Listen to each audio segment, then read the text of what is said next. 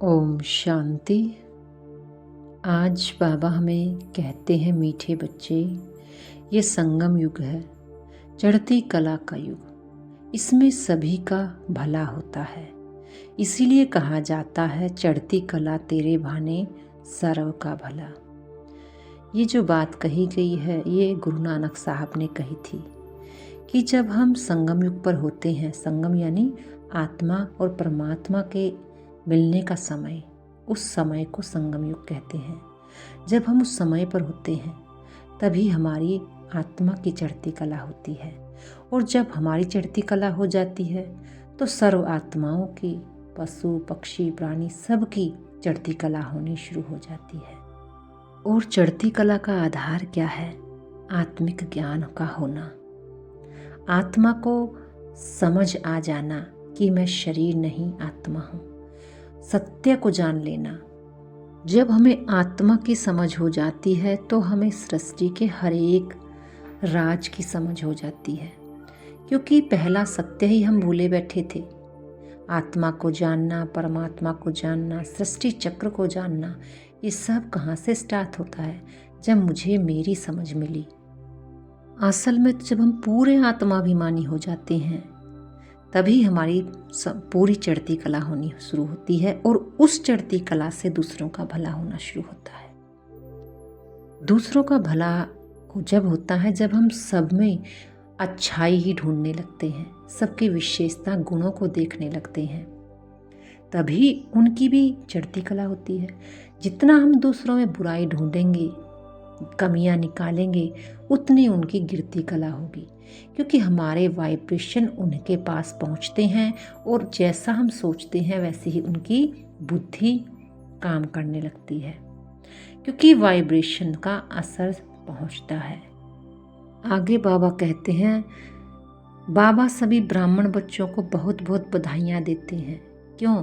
क्योंकि बाबा कहते हैं, तुम मेरे बच्चे मनुष्य से देवता बनते हो, तुम अभी रावण की जंजीरों से छूटते हो, तुम स्वर्ग की राजाई को पाते हो, पास विद ओनर बनते हो।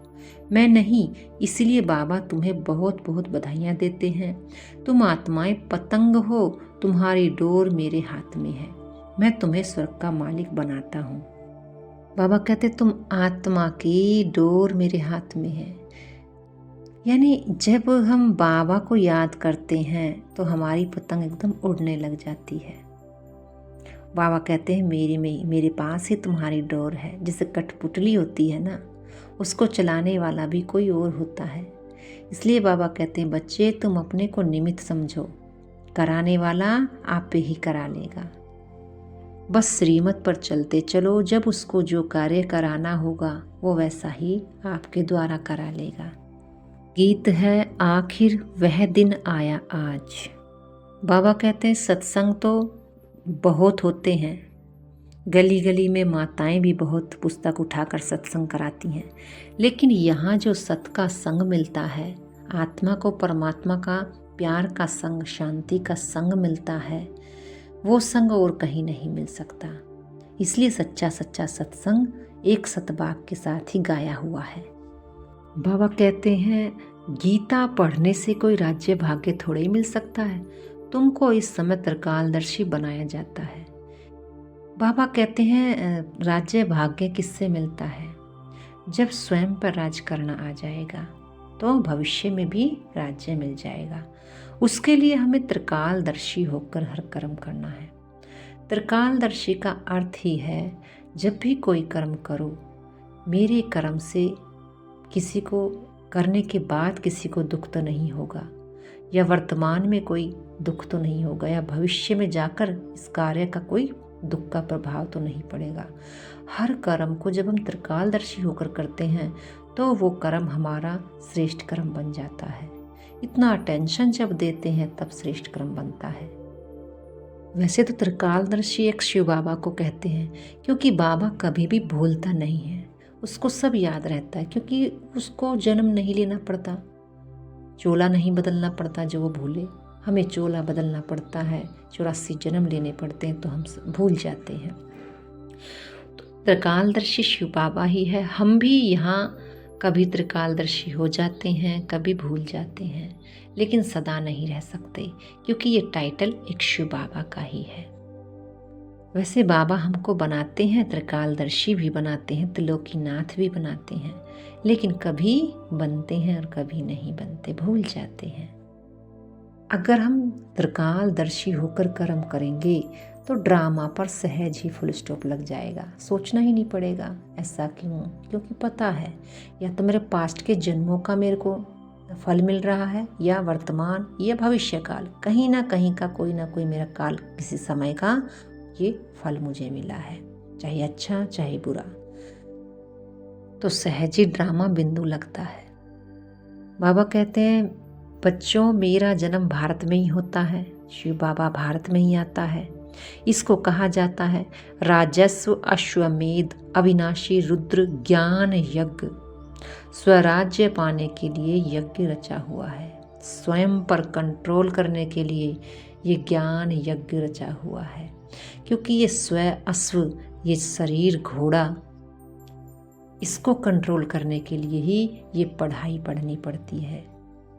और जब हम इस पढ़ाई को हर रोज पढ़ते हैं तब जा कर के कहीं ये कंट्रोल में हो पाता है, कभी हो जाता है कभी नहीं। बाबा कहते हैं माताएं पुकारती हैं बाबा हमको, ये नंगन करते हैं, हमको छोड़ते नहीं। बाबा से कहती हैं हमारी रक्षा करो। फिर दिखाते हैं द्रौपदी की रक्षा हुई। अभी तुम 21 जन्मों के लिए बेहद के बाप से वर्षा लेने आए हो। ये बात पर हमें विचार करना है कि द्रौपदी की रक्षा भी कलयुग में ही कृष्ण के रूप में दिखाते हैं रक्षा हुई थी।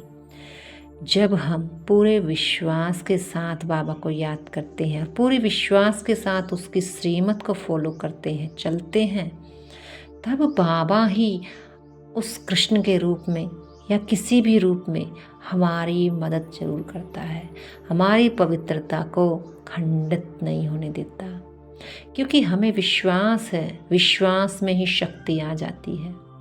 इसलिए गाया हुआ विश्वास में ही शक्ति है।